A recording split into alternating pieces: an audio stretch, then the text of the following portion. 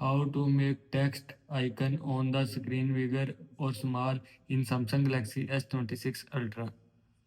First of all, open settings, scroll down, click on display, scroll down, click on screen zoom. Now here you will see screen zoom slider. And if you want to make text icon on the screen bigger, then this slider move to right. After move to right, now here you will see make text icon on the screen bigger from your phone.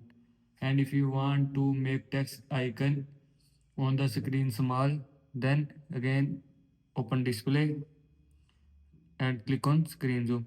Now here you will see screen zoom slider. Now move to left.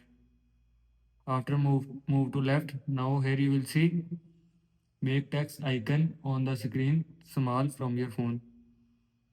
This is how you can make text icon on the screen bigger or small in Samsung Galaxy S26 Ultra. I hope you like this video and thanks for watching this video.